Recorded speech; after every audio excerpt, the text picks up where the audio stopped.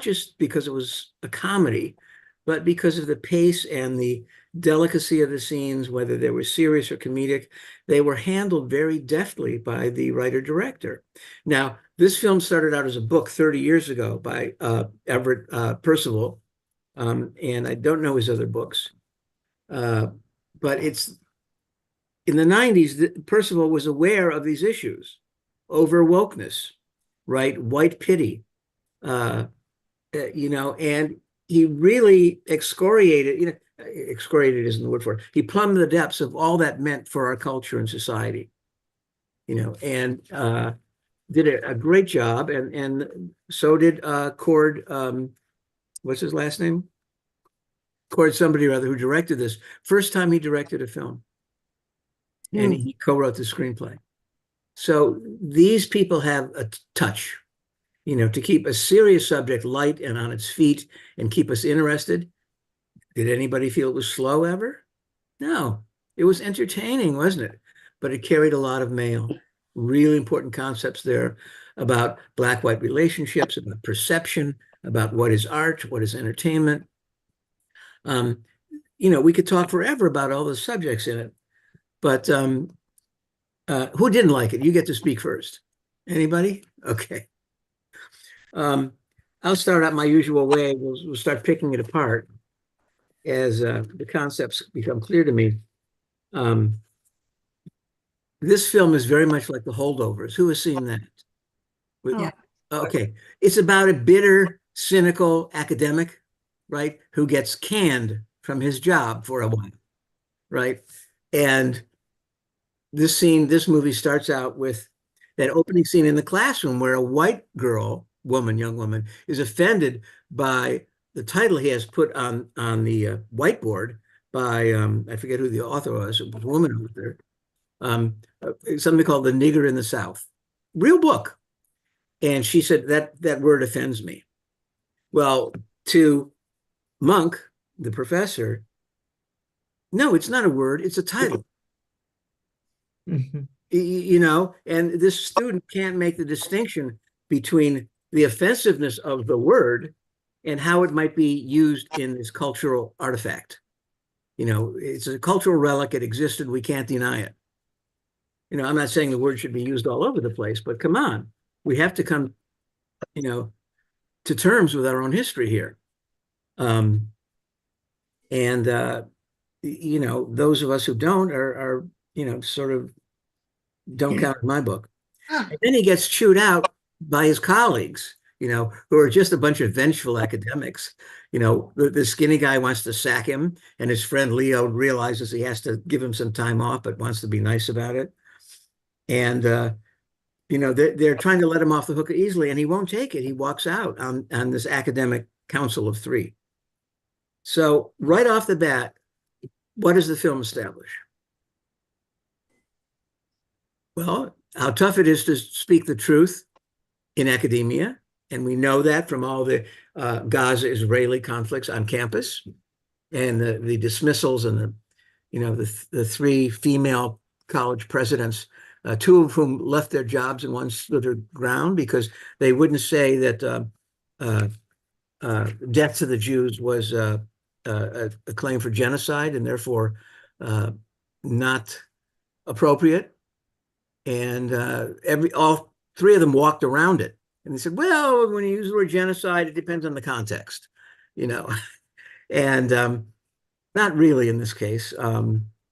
But there were agitators on campuses who claimed that, and of course, that was long before we had 31,000 dead in Gaza. But this issue really brings it home. And only one of those instructors stood their ground. One was driven out of Penn by the husband of an academic at Penn who happens to be Jewish. Right. And, I understand his sensibilities, but as Cord in this movie makes the point, we are here to expose them to uncomfortable ideas.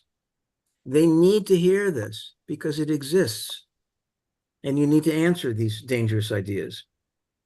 So the same thing happens for different reasons in The Holdovers, but it's very interesting and I meant to close with this, that both films have the same arc, that this cold, bitter, and angry academic is warmed up and made human by his interactions with other people.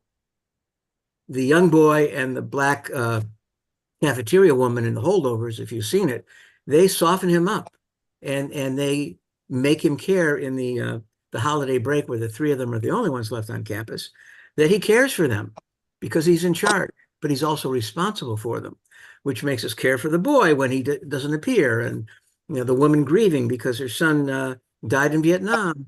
They're all fully blown characters. In this film, we have more characters, um, yet it's the same thing where this, smart, intelligent, educated man who happens to be black is called to task because he's just trying to be a good academic. He's trying to do the job he was told to, and instead he's asked to soft pedal what students need to hear. And I don't envy an academic in these days. I happen to be an adjacent academic. It's called adjunct. It's really adjacent because they don't pay us much and you get no benefits. But you have to be very careful what you say. A colleague of mine, met a student of his from a semester or two ago, and she was so glad to see him. She ran up to embrace him, and he had to push her back because you can't touch a student. And to me, it's just absurd. And even right, Steve Zimmerman is shaking his head. Even on the left, this liberal arts institution, venerable, that you have to be careful. Even though this woman threw herself at him, not romantically, but out of warmth and friendship and appreciation for what he had done for her as an instructor. Something is wrong here. And this is the same issue that Cord reaches with his campus. So he walks out and he goes to his Jim, agent in New York, in LA, and gripes about what's wrong with the book world. And the agent Jim, tells him they want a black book. am I They don't muted? want a book by a black academic. His first book, by the way, was a transliteration of the Aeschylus story that had no reference to race at all. So it's Greek and Roman studies. And it didn't sell well. So he's like, his publisher isn't doing much. Yes, Brad, you're muted. Jim, I think if you go back to the very beginning, let's talk about the title, American Fiction. And I think that this is a movie about the place of literature with a capital L versus literature with a small l in our culture. And literature with a capital L is unfortunately dying in this culture and being replaced by dime store literature. And I mean, I think uh, uh, this is the message of this movie. Yeah. So the fiction is that we still have art and culture that's genuine, whereas we don't. We have ersatz art and culture because it's just pandering to the lowest common denominator. I totally agree with you. But there's another use of another reference that fiction, what is our American fiction? That we're past segregation, that we're past discrimination, that we don't hold racist beliefs anymore, that we don't have structural racism. The fiction is it's still with us, just like anti-Semitism is still with us. These creeps crawled out from under rocks because Donald Trump allowed them to and encouraged them and gave them a voice. So, you know, the bad stuff doesn't just go away. It stays there and festers forever. And this is human nature. So, um, we're stuck with it. And the fiction is that we're not stuck with it. We're not cured. So we're kidding ourselves. And Monk makes that point a lot in the movie. Um, and it's just so relevant. There are little touches here when he leaves the agent. A taxi passes him by and picks up a white businessman. There's little things like that happen. And the agent says, you don't believe in race, but everybody else does. So, you're educated, you're sensitive, you're open-minded, but, you're swimming upstream. Fern. I I'd just like to play devil's advocate for a moment, which is that um, I I don't know that the message of that it's a big shame that we got rid of all our literature in favor of um, a more populist sort of literature, or one that's less white male centric. Uh, as a woman reading all the great literature when I was in college, and then going to law school and listening to being told that when you see men, you know it stands for all humanity, just translated in your head. I found it objectionable. I still find it objectionable. And I'm not sorry to see some replacement of the great white literature. I stand with you. Absolutely. Look at all of those guys who were racists or anti-Semites, composers, artists. Um, it's like humanity continues to exist, right? In a spiral. The improvements are rare and progress is slow, but hopefully, it's like the arc of history bending towards justice. We'll see in November if that's really true. So then he goes to the conference, and you cannot dismiss the director writer's sense of humor in this. It starts out at the conference. There are four writers at a panelist table, and then the last scene is they cut to the audience, and there's seven people.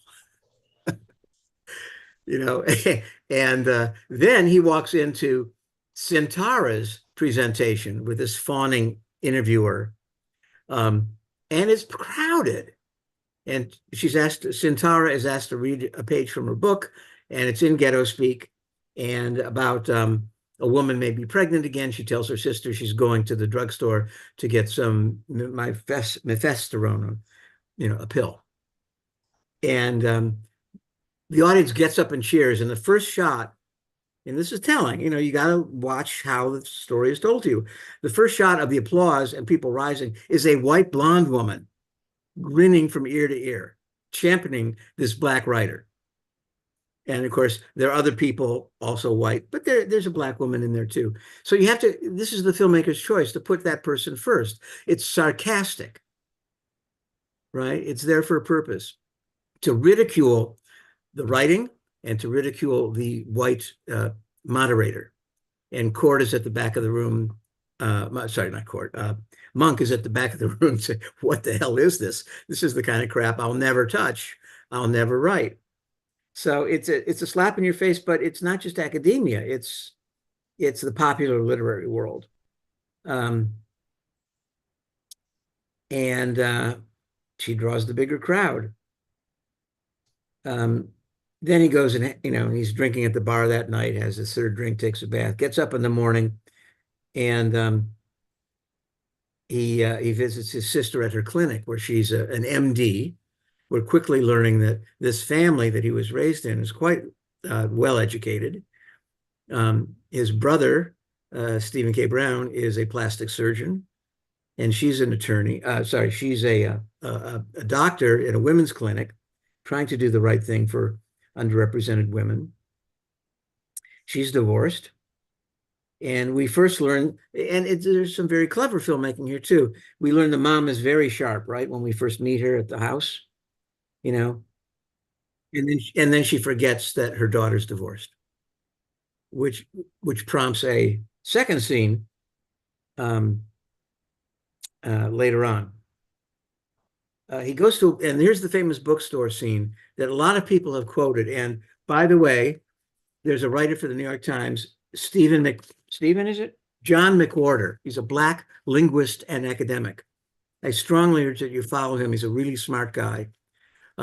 He's one of the few writers who talked about the music in Maestro and not the nose, And he took apart this film, and he liked it very much. He said it said all the right things about white expectations of black people and the pity party white people like to have, because it makes them feel better about themselves instead of admitting that their parents and grandparents had something to do with systemic racism. So read him. When was this? You can go to the Times. I don't have the date of it. But he says Black people play a part in fostering this vision as well. Not in It's the way we present ourselves in the public. This is the weakest part of his essay. He didn't really go into how Black people present themselves. Some of us enthusiastically portray microaggressions as grave harms to our well-being, despite the fact that there's an absence of research in that these really have any effect on physical or mental health. And many of us also insist there remains something insufficient and inadequately representative about the degree to which Blackness is depicted in popular culture. The implication is that it's marginalized, yet Black culture is having a stronger, increasingly strong presence in books, movies, and music, especially in the culture of music. So, he's progressive, but, he describes both sides of the story here. And again, this is like, remember The Human Stain, where Anthony Hopkins plays a Black academic who's hiding, passing for white. And he's called out. He's sort of laid off by his faculty committee. And that film is like 10, 20 years old. So Roth was a bit ahead of his time. But again, the issue is, no, I'm a writer who happens to be a Black person. I am not a Black writer. And then there's that famous scene in the bookstore, which, by the way, McWhorter had happened to him too. He went into a bookstore and he found his own books having nothing to do with race listed in the African American section. Infuriating. You spend your life learning, studying, going to school, getting degrees, and then becoming a serious writer. And it's not that there's anything wrong with African American literature. It's that the humanity is not acknowledged. You're not there because you need a special set of shelves to represent your books. You're there because your books have value, and they have value in any section of the store. That's the point. And in the store, he sees Sintara's book with the hilarious title of We Lives in the Ghetto. And she becomes an important player later on. She kind of straddles both sides of the fence. And he has this conversation with his sister, and then she dies of a cardiac arrest. And that really throws him. That's the first thing that gets him thinking in a family way that he hasn't before. His brother Cliff, that played by Sterling K. Brown, he was in Marshall as the accused Black man. He's accused of raping his boss. He was a chauffeur for a wealthy suburban Connecticut woman. That was a couple years ago. He turns out to be a plastic surgeon and educated. And his beef was that he's compared to Tyler Perry instead of being this, we later learn his life is plenty troubled. And then we meet Coraline across the street. She has her own relationship issues. And then we get to my notes are a little too cryptic here. Sintara's book review, news of his mother. Who knows the song Stagger Lee? Right, that's the pseudonym he took, Stag R. Lee. I forgot to look up at what the song was, but it's a joke on white people to see if they'll buy it.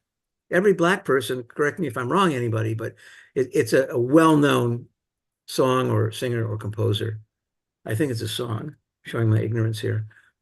And what? It's a song. It is a song. What's the song about? It's somebody who gets into a fight. Okay. At any rate, it's like it's another bait to prove that white people don't know what they're talking about if they buy that title and don't see it as being a pseudonym. So he writes it out of anger, and he's reflecting on Sintara's book when this happens, alone at night in the house on the shore.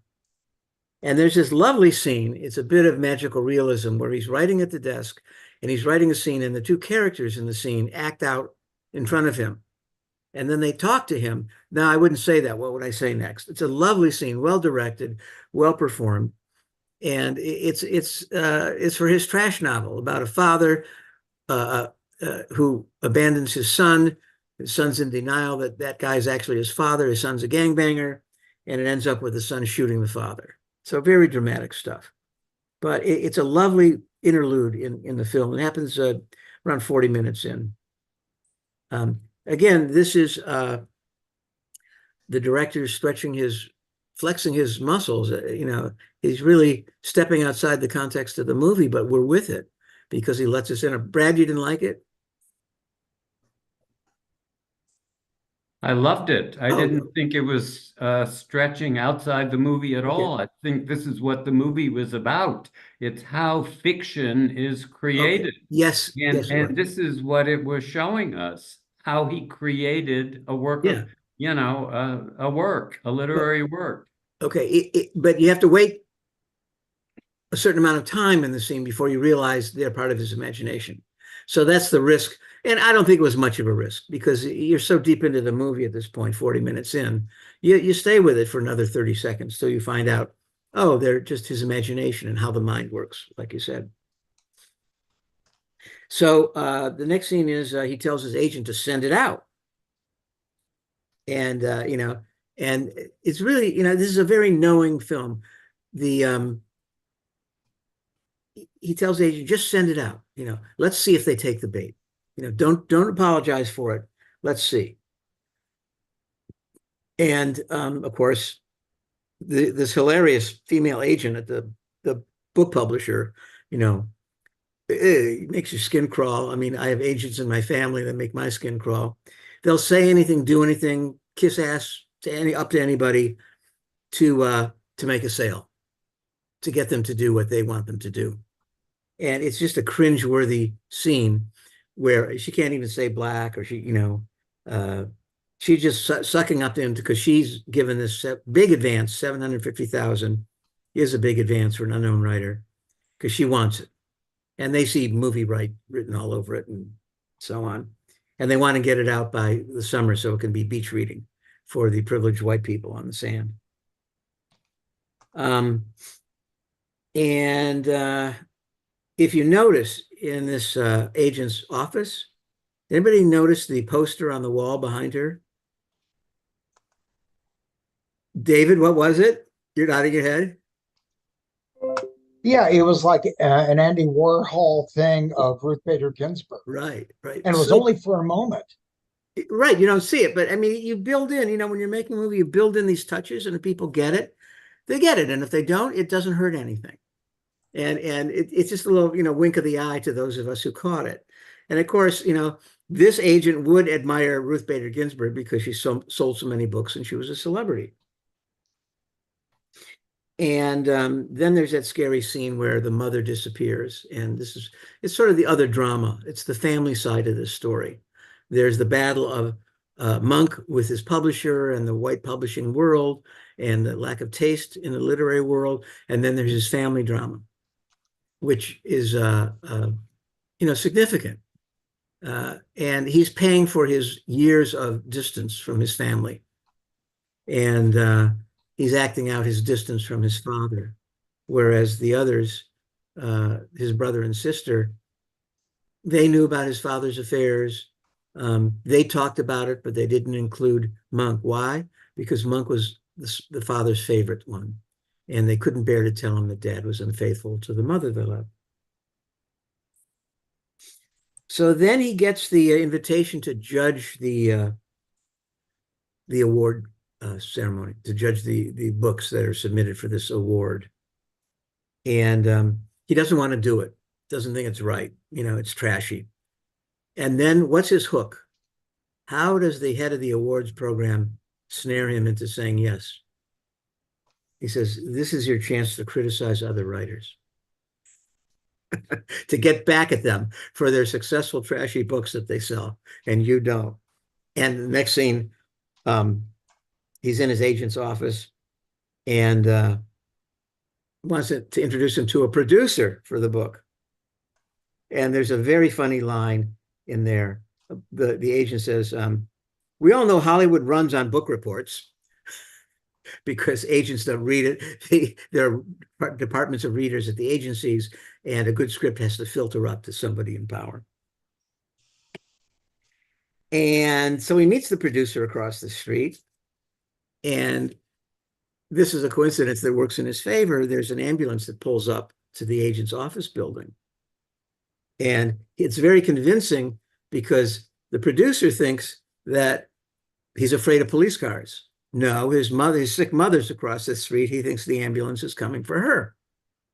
So that's a cute piece of luck that falls into his lap. And he learns that they got a $4 million offer for the film rights. And of course, let's talk about that producer who's like, God, is he annoying and trashy. And he's worse than the agents because he's less slick. He's slick in a Hollywood way. He's cavalier, so that's cool in Hollywood terms, but not Madison Avenue or Wall Street terms or Park Avenue terms. And he's so fake at this lunch, you know. Court offers a Chenin Blanc, the driest you have, because he's a bit fish out of water too. But Chenin Blanc can be made sweet or dry at any rate. But his behavior at that table convinces the producer to make the $4 million offer. So again, the world is both throwing riches at his feet. It's cascading in his favor for a change, but under false pretenses. They like this work he wrote to be a joke, right, on them, and they're seducing him with offers of money and fame.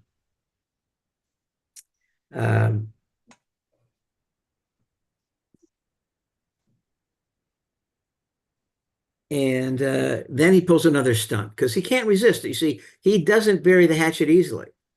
He's angry that he has to eat this deal. So he wants to change the title to fuck.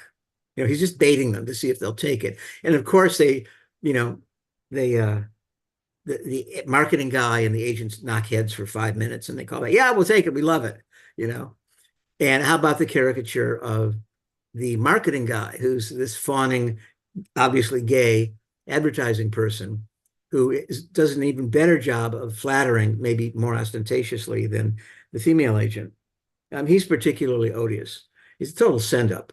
But, you know, sorry, I've been there, done that, and these people are, he's a caricature. Nobody's that blatant, but the intent is the same. Let's put it that way. So, I have to refer to my notes. I'm coming to the end of them. My God, see what happens when you let me talk too much? We run out of time. So,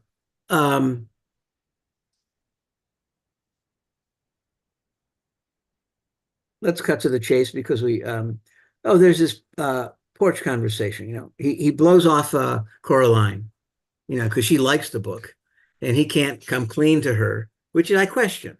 You know, if he's really developing a meaningful relationship, of course, he doesn't know how to. He would say, no, I wrote it. It's fake. Please don't tell anybody. You know, but he doesn't. He says, you know, you're just like the others. You like this trash, you know. And she says, it's time for you to leave.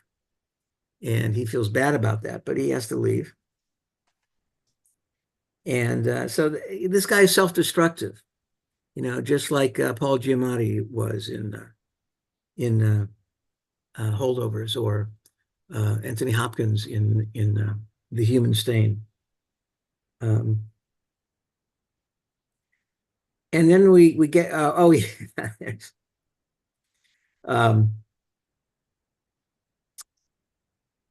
book awards begins, or he considers the book awards. There's a discussion there. Then there's the wedding of Lorraine and the security guard.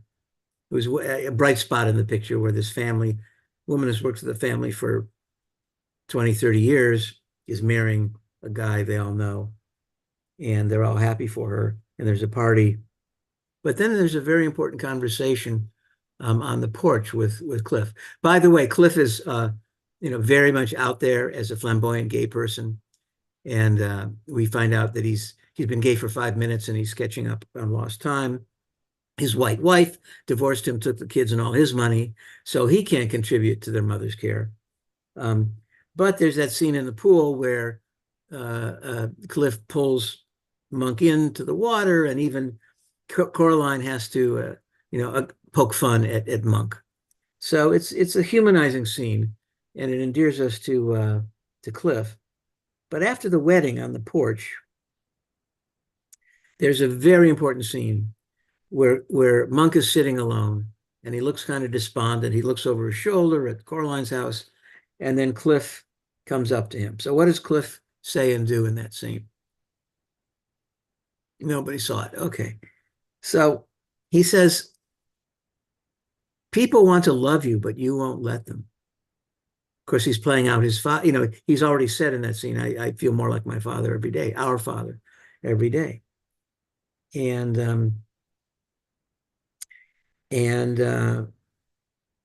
we all want to love you, but you won't let us. He said, you've been angry all your life. And I think the light goes on in that scene in his head and sets him up for what's to follow. And that is the award ceremony itself. This is another sort of act of fiction, imagination that really plays well, because when it first happens, when the police bust in, you don't really know it. What's going on. You think it's real. And this is the film's own critique of Hollywood, searching for the right ending. The script as written and presented to the young producer, who chastises his assistant because there's condensation on the soda can. You can't have a dead ending like that. This is a Hollywood movie. It's got to have, it's got to be real. So he thinks in his head and he writes another ending. So we play that scene again. And the final scene is to be, he goes up to Coraline's house and she sees him through the window, and it ends there. No, we can't have a happy ending. It's a rom-com. This is not a rom-com. Make it real. And that's when he tells the story of the police believing that he's an escaped convict, and they charge into the awards with guns ablaze. And he happens to be holding the award in his hand. He didn't get to say, I have a confession to make, right? He's holding it. They think it's a gun, and they start shooting. And it's particularly vicious. It's hilarious. Did anybody notice the music that was going on? It was an aria. The Requiem. A Requiem, right. Who wrote it, Brad? Who's the composer? Very famous. I think that was the Brahms Requiem, not the Mozart Requiem. Okay, so it's choral, it's lugubrious, it wails. At no other point did the music in this film behave sarcastically to the material. It's making fun. The music is making fun of this as a possible creative choice for such a film. And that's very sensitive. It sort of fits. I mean, that's how spoofs work. It sort of makes sense. Somebody's getting shot. Let's hear people wail and lament the death, right? But if you step back and you realize this is just a piece of imagination, you realize he's kidding us. He's making fun of this thought that it could possibly be a good ending. And when that's over, there's another funny trope. There's a scene of a plantation, right? Southern plantation. And then we realize it's a flat from a film. It's actually a site. And workers pull it away. They walk away with it. We're on a soundstage and a lot between sound stages. And it's just a prop. It's part of a scenic design. So again, it's all this... it's their shallowness and fakeness everywhere. I'm not surprised it ends on a movie lot. And he comes out of the soundstage, and his brother says to him, well, they're going to make it or not. And Monk says, unfortunately, yes. And they have a good chuckle over that. But before they drive off, there's an extra, a character extra, sitting on a bench. It's a black young man in a straw hat, dressed like a slave. Goes along with the plantation moment we saw before. And they kind of acknowledge each other. And it's like Monk saying, yeah, I get it. You had to do this too, just like I had to accept the money. And that's what they do to us. Um, uh, but they drive off with a chuckle. I forget what it was. So it ends, with them driving away. It's kind of a Hollywood ending, except, you know, he's winning. He's not been discovered or exposed. Um, and he's got the money. He's lost his girlfriend. It was real enough for the producer to approve of it. So that's the movie. I found it fun. I saw it and I didn't even, a movie's working on you when you stop watching it. You just immerse yourself in it. You're not critiquing it. As a filmmaker, I'm not saying, oh, this scene was this way or that way. I'm just so involved in the scene and how well chosen it was and how good the dialogue is. I'm in it. I'm an audience member, just like you. David, your hand is up. Yeah, a few things. The director's chairs, when at the end of the film, when Monk is talking to that producer. Yeah. Okay, did you see what was written on the back of them? I didn't notice what. Okay, Plantation Annihilation. Oh, That right, was right. the That's the name of name the of his movie. film. Yeah. That's So, right, name of his film. So, yeah. and there were several points in the film in which other films came to mind. Like, see, Monk is absolutely, he's aghast at the fact that anybody would buy this pandering literature. And so he writes it and he's shocked, as you know, that everybody wants it. And it reminded me kind of like and then he's pushing it, push, push, push, push, push to see how far he can push before they'll finally Right. recognize that it's just pandering nonsense. And that reminded me of the producers, the whole concept behind the producers. And then also reminded me a little bit of the Magic Christian. And I know there's lots of other films that Yeah. are like that. Oh, yeah. But anyway, American Avarice has been lampooned for decades. yeah.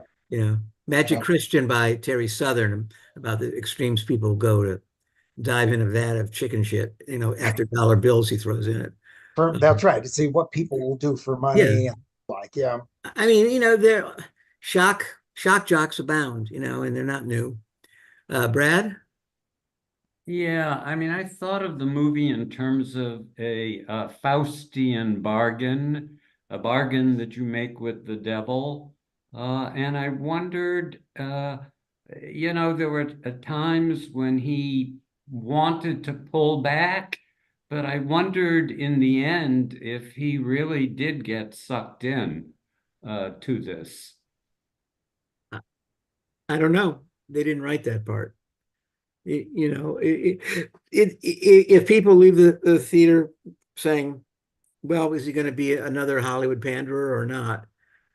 Let them ask that question. The point is the depth and the sinister quality and the complexity of the trap that book publishers and movie producers set for people is very difficult to get into and then get harder to get out of, in that private club. So it's a good thought. It's we don't know, but I really can't wait to see this man's next film.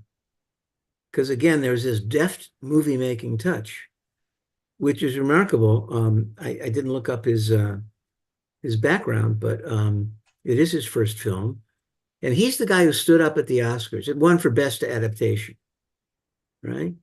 He said, I understand the need for blockbusters and money, but instead of making a $200 million movie, couldn't you make 20 $10 million movies, and give them a chance, instead of gambling it all away in one shot? And he was humble about that. He wasn't patronizing. He said, I understand that, you need to do this, but think of what else you could accomplish by giving a small little film like this a chance. I don't know what its grosses are. I'm sure it will do very well. I don't know if it's still in theaters, but certainly put him on the map. Fern? I think Natalie was first. Natalie, where are you? There you are. Go ahead. Unmute, Natalie. Unmute. Natalie, unmute yourself, please. There you go. I want to talk about the mother. She was the very important character in this movie. Number one, at the end, she explains to her son why he's so angry. And she tells him that he's just like his father, that they were both geniuses. And geniuses do not function in the world. They see everything. We're not talking about smart people. We're talking about geniuses. That is what she tells him. So we understand how he never quite fit in, and he wants to write this exceptional literature. And the mother is so important because now Monk has this responsibility. There's nobody else to take care of her. He's the only one who can pay for her care. And that is why he decides to write this awful book. That's behind his whole, the whole push of the film. And also, what Brad said in the very beginning, I agree with that as well, about how our culture has come way, way, way, way down in accepting and wanting to read these crappy novels now. So that's what I have to say. Well, it's always been a business, just like movies have always been a business. Of course. Going back to Thomas Edison, he wanted to license his Nickelodeon reels, 30-second pieces, people kissing, people sneezing, train coming to camera. The people would pay for, and then the Nickelodeon theater owners would pay him a license fee. So that drove his thinking, but it also drove him to do more creative work as the years went by. And then he finally stopped making movies altogether. But in this movie, he's desperate with the one brother who's off and the sister who's died. He is the only one left. Well, he doesn't know what to do. So yes, it's the lure. And he's desperate. Yes. Yeah. But I think maybe Jeff or somebody said it earlier, he doesn't hesitate to twist the screwdriver, the knife into them a little more to make them pay by making them look more ridiculous, by changing the title, and by accepting the book. It's like, that's his payback. He's savoring the moments of humiliation he has dramatized to illuminate and illustrate the craven quality of art and culture. I see lots of hands. Iris Bachman. I think Fern was going to go after. That's right. Fern was next. Thank you. I just wanted to make a minor comment, but the end, I just really loved having the alternative endings where they broke the narrative and it was no longer a story. You were looking at the story being made. Right. And it just reminded me of, I think it was Charlie Kaufman.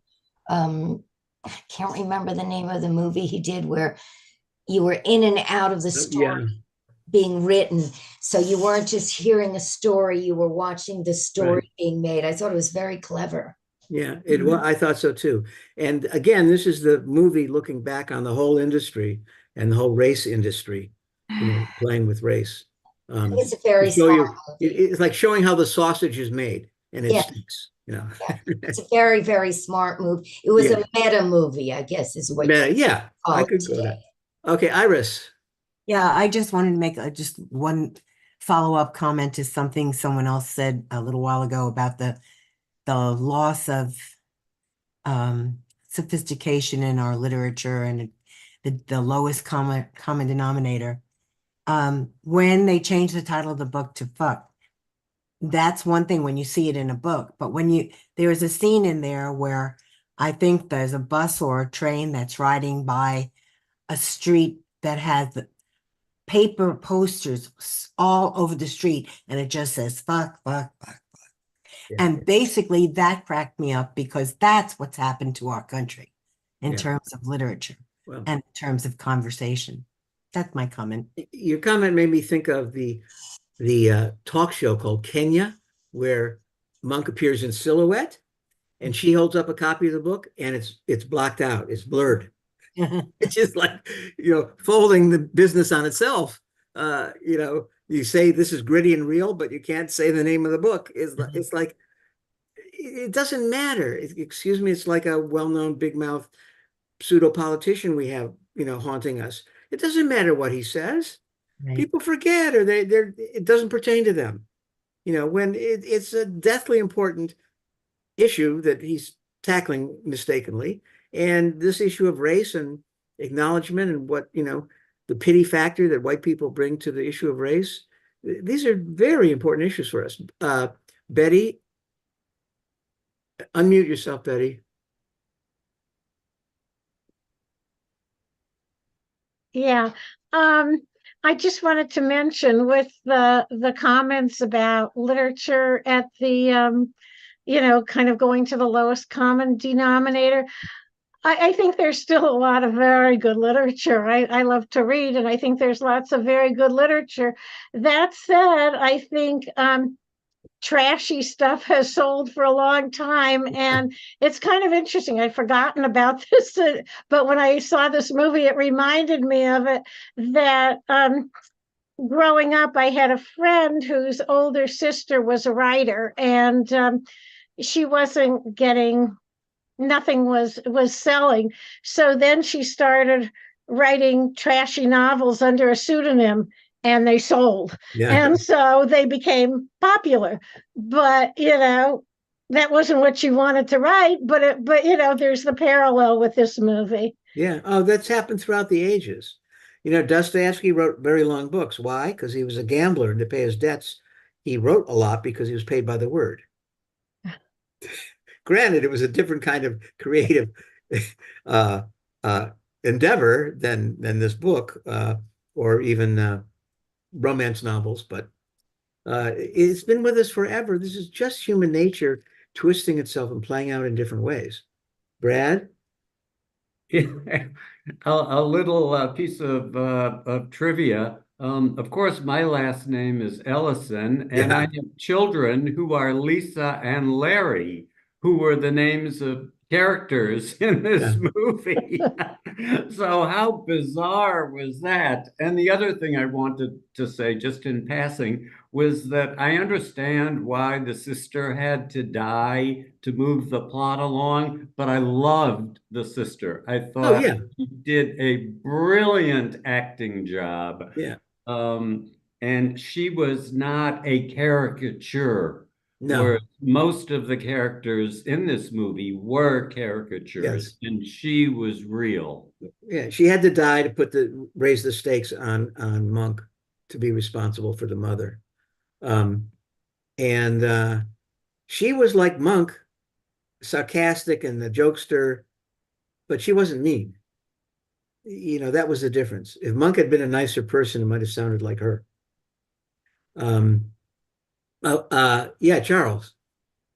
A couple of things that I had picked up. One is there was a comment that he made of being the black sheep of the family. Yeah. And the other is at the beginning, as you pointed out, trying to make it as a professor wasn't getting him very far. To me, he was a kind of a very sad character in his personal life. Yeah. He really had no one. In his professional life, it was difficult. In his family life, and he said something to the effect of, "Wait till you meet my family," or no, he said, I'm going home, but it's very difficult for me because I really don't fit into the family." So it was almost like what he wrote was a coming of trying to bring himself to a different level, no matter, what all the ramifications of that were. Okay, thank you. Kimberly? I just saw the film today. I've had friends calling me for months telling me to watch it. I'm a writer, and they said it would get under my skin, and it did on many levels. But what I wanted to comment on was Jeffrey Wright's acting and why it was so superb. He had to play the stereotype of a Black gangster, and yet for Black audience members, he was really awful at it. I mean, we would just know instantly, you are not from the hood. It's just not working. So I just thought that was really brilliant that he had to kind of balance that in his performance. Yeah, well, it was kind of true. What he has no experience of the hood, Right, exactly. He's just upper middle class, black family, Exactly. well And when he was trying to educated. get the walk right, I mean, it was like, oh God. Yeah, Um, yeah. and You made me. as a Yeah, writer, I at first I was kind of cringing because the script was so textbook. The whole setup and why with the mother ill and needing the yeah, nursing home and how they were going to do the money. So I really, really liked it when they got to the part where he was writing and the characters were in the room with him acting yeah, it out. And then the end with the variations yeah, for the ending. That yeah, really kind of, and I'm glad that happened because yeah. at first, like I said, I was like, oh God, can it be more Sid filled than this? It just, Well, I guess he read a few screenwriting books yeah, first, and then definitely. his instincts took over. Yeah. It's funny you said that he was a bad imitation of a gangster. The scene where he's going to meet the producer in the restaurant, Hmm. it's a lovely piece of performance where he's walking in and he realizes he has to change his gesture and his gait. So he's Right. strutting. And it was lovely. It was very subtle. Well, it wasn't so subtle, but it was brief, and he's got to get into character. So it's like one of the hardest things for an actor is to play a bad actor. Yeah. And One other quick thing. A couple of years ago, before COVID, I was at a bookstore here, and Walter Mosley was uh-huh. the person in signing books, and he had just walked off of a television show. I don't remember what it was, but the exact same thing happened. He was in the room. He was describing to the writers some event that had happened in his life and why and so forth, so that they could use the scene. And he used the word nigger too many times. And a young white woman in the writer's room went and filed a complaint. Um, and he ended up quitting. He was just pissed off. Yeah, But that's happened exactly, a couple of years ago. So, yeah. Let me share a particularly painful story about just that thing. A friend of ours is a law professor and very well decorated. She's one of the pioneers in arbitration and mediation as a subject for law schools. And she goes all over the world lecturing on this topic. And in one of her classes about a year ago, she cited a paper, somebody else's work that had that word in it. And she got reported. And it spread like wildfire on her campus that she used that word. No, she didn't use the word. She named the title of, like in this scene. And she was disinvited from conferences. And this is a woman who's the most progressive, puts me to shame, and has been her whole life, true, labor, feminist, peacenik, smart woman, really well read, a writer herself. And for her to be dissed like that in the academic community was appalling. And that's the blackmail. And this is what McWhorter in his article was saying. One of the things in that this wokeness is used to blackmail people into being more extreme than they might be, instead of being merely moderate or left. And the ultra right takes those extreme actions, as you see, all those progressives are like that. They're over the top. So it's this is where we are in our culture, but this happens all the time in real life, and so this woman can't, it's very difficult. Some law schools, you have to announce a trigger warning before a lecture is made in criminal law on rape, in case one of the people in the class had been raped and it brought back PTSD. So you had to warn people and they could be excused from class and not hear it. So how do you teach lawyers to engage with the world, especially to engage with all kinds of people from all walks of life, some of whom have not made it easily, who've had hard lives? And how can you clean up your speech and make it unreal? It's dehumanizing, and it's just not real, and we're not dealing with our problems that way. So we have to educate people to confront these things head on. The time for politeness is past. You know, and this overly sensitive culture in the universities is terrible. And look, I love universities and admire the goals, but it's out of control. Fern, your hand is up. I think that it is the pendulum that swings from Yeah. what was there before, which was equally offensive and pervasive, Yeah. and then it swung in the other direction. Right.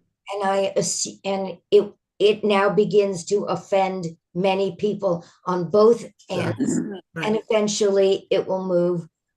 But I certainly wouldn't bemoan that our civilization is ending because we have this kind of wokeness.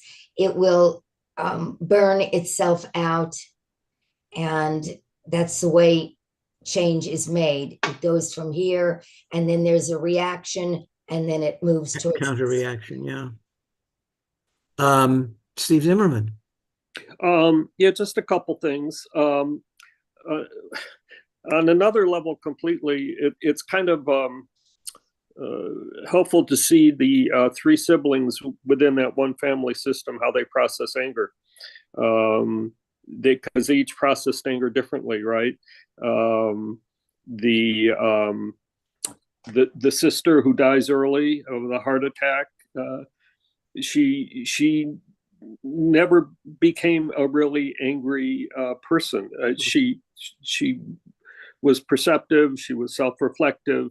She retained her sense of humor, and in contrast to, say, Cliff, who was bitter and angry and resentful in a lot of ways, and turned to drugs and alcohol and what else, other things. And then you had Monk, who was kind of in the middle, waffling back and forth, who goes through a bit of evolution with his anger by the end, and starting to getting some self-awareness about how he was cut off, how he distanced himself from the family, and over time was pulled back in a more human way. So that it's just sort of a different level to the movie, where how to process anger in situations like that. Right. It also reminds me, I recall a few years ago, before the pandemic, at the Brentwood School on the west side here, there was some kind of big brouhaha. Some African-American families were angry about the reading lists in the English literature classes at Brentwood School. They thought that African-American viewpoints weren't being very well represented in the books that were being chosen. And I don't know how it turned out, but one thing that it always kind of bothered me is there were some of the African-American parents who wanted the Mark Twain books taken out of the readings from some of the English classes, because Twain often used the N-word. I mean, he was reflecting the culture of the time, and they were very angry about it. They didn't want their kids reading books where that sort of thing was being cast about and bandied about. I don't know how it turned out. Yeah, I don't remember that. That is part of the reality. I mean, that the theme of wokeness in this movie speaks directly to that. You can't kind of sugarcoat those things and sanitize history or literature. I mean, Twain was no dummy. He knew why he was using those words. It was a study of American culture at the time, and that's important in and of itself. So I don't know how that whole dispute turned out. I have a feeling that political correctness won the day at Brentwood School, though I don't really know that. But if anybody else knows, I'd be interested to hear what happened. Yeah, I want to go back to something that Kimberly, you want to comment on that? Yeah, I just wanted to comment on that. I was the fourth Black person to graduate from a private all-girls school in St. Louis. And freshman year, my first year there, we had to read Huck Finn with Nigger Jim. And it was, people were reading it out loud in class and they were enjoying it, and it made me feel very uncomfortable.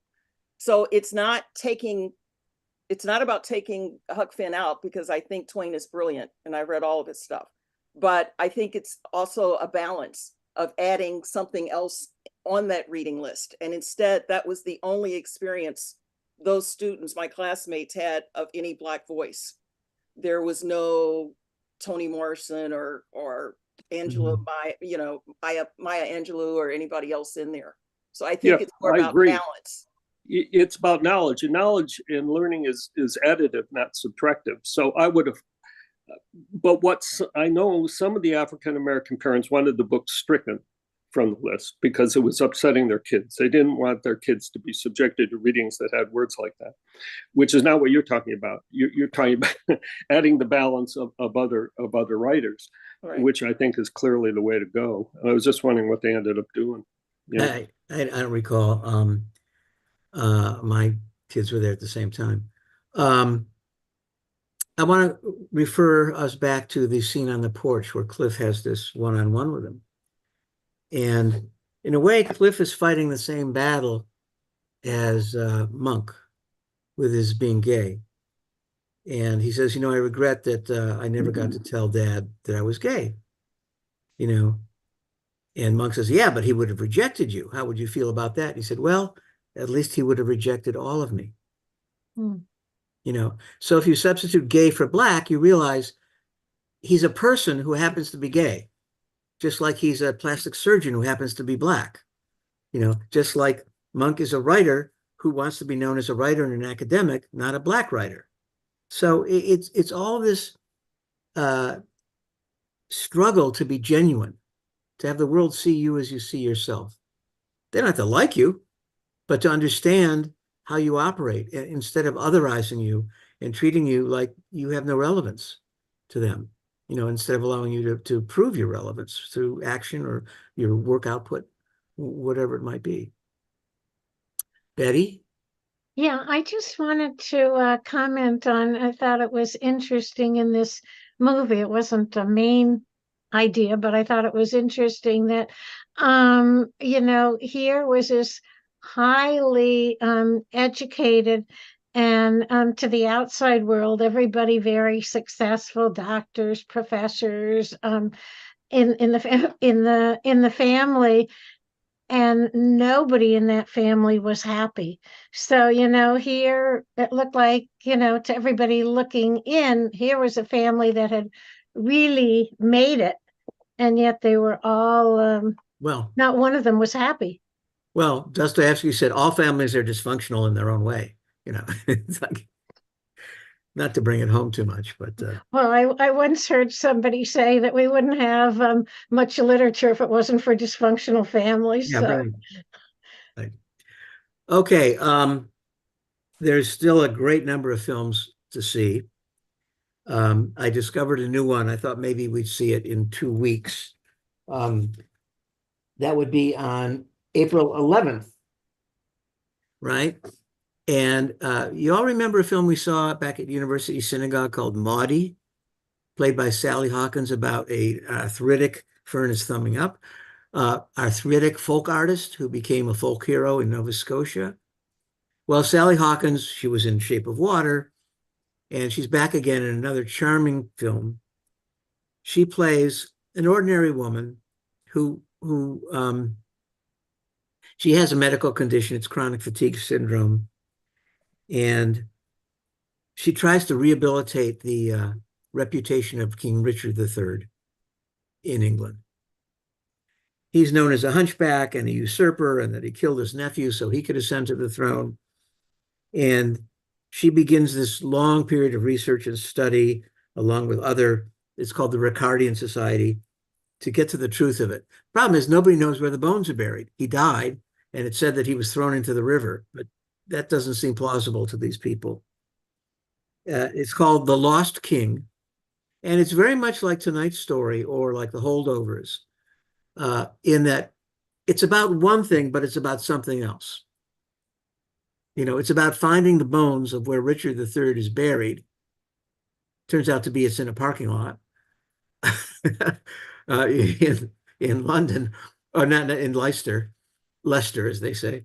But it's about her coming to terms with her kids, herself, she's very downtrodden because of the chronic fatigue syndrome. this lifts her up and makes her feel whole again for the first time in many, many years. So it's a personal story as well as a journey and a pursuit, and films do this. I've said this before, where suddenly people change when they experience trauma or trepidation or go through you know, uh, some kind of story. People change. And this is a story of her healing, let's say, as well as a really cool, fun story with great, it's I forget who the director was. Went out of my head. So we'll see that on the 11th. Now, maybe you noticed in the Temple Bulletin today, on April 18th, that would be the week after that, there'll be no film, but there will be a presentation that I will make of 600 years of the printed Haggadah. And this takes the Haggadah as really our only non-religious document, even though it's taken from scripture, because it's read outside the home. So therefore, it could be decorated and illustrated, the stories. And for thousands of the earliest known illustrated Haggadah was in the year 1000 in Egypt. And it's the fragments are held in the Jewish Theological Seminary in New York. And but these were one-offs because it cost a lot of money to hand transcribe the Haggadah and then to illustrate it until Gutenberg came along. And suddenly the type could be set in Hebrew letters. The type already existed, by the way, because Bibles were written in Hebrew. And the church was behind those printing presses. But also illustrations could be added through woodcuts. And the point is, it could be mass produced because Gutenberg's press could make thousands of copies. So movable type, the addition of illustration and then color illustration is all part of the history of the Haggadah. And we see how the diaspora takes the Haggadah with all its various branches and how the Haggadahs that are produced in various parts of the world, China, India, South America, Italy, they're all about the same story, but they have different cultural treatments. It's like Haggadah is tofu that picks up the cultural flavor of wherever the Jewish people live. It's I have a PowerPoint, and I have a film about my work on the Schick Haggadah. And at the end of it, we'll see the Schick Haggadah, which is Arthur Schick, the Polish artist's masterwork in glorious color, the reprinted edition, which we finished in 2008. And I'll have a display of other historical Haggadahs, none so old or as prestigious, but to give you a flavor of how it meant different things in different places. And in a way, it's a great reflection of the diaspora. And you'll see women in saris making matzah, and stuff like that, and it's a lot of fun. And I hope to see you there. That will be in the chapel live on the 18th. So if you like the Levees of Monticello, which we had last Wednesday, it's a really cool venue to see a movie, to see a PowerPoint. And it really will refresh your Haggadah experience. That's the week before Passover. And it's kid-friendly. So you can bring your children and grandchildren. It starts at 7 at night. We'll be out of there before 9, probably at 8:30. And then you'll be free to browse among the display of Haggadahs. So I hope you can make that. I'm knocking myself out for it, so you better come. Except the out-of-towners like Betty and Steve Greenberg and Jeff Ellison. Robbie, you can come, but Jeff doesn't have to. So that's it. That's what's Can in I store just for ask you a question? Is there, I know there's the movie on the 11th, and then the one after that, is that the 24th or the 25th? Because in one place I saw the Yeah, 24th. it's going to be on the 25th. So it's the Thursday again. Okay. Yeah, so Because in one place it said the 24th, so I wanted to check. yeah, no, that was earlier. So we're 3 weeks apart from the 4th. And the movie for the 11th, you said it's Maudie. How do you 11th, spell right? it? No, it's not Maudie. It's called The Lost King. The Lost King. It's you'll love Maudie, Betty, if you see it. She gives a Okay. great performance with Ethan Hawke as her husband. But this is Sally Hawk, uh, Maddie, Sally Hawkins, doing her usual empathetic self. You'll love her. Jeremy Coogan, who co-wrote it and produced it, is in it as her ex-husband, who's still close to her, and their boys. And it's a delightful British comedy that has teeth to it, you know. And it's like this film, a fun, successful movie that holds your attention, you know, from the first frame. Is it So I on hope this, Amazon or yeah, it's just on Amazon Prime. I don't make it difficult for you. Okay, so thank you all for participating. Good to see all you people back here again, those who haven't been with us for a while. David Bornstein, good to see you. Charles, I'm glad you're with us. Thank you. We may call upon your professional expertise sometime. I don't know when. And Iris, great to see you.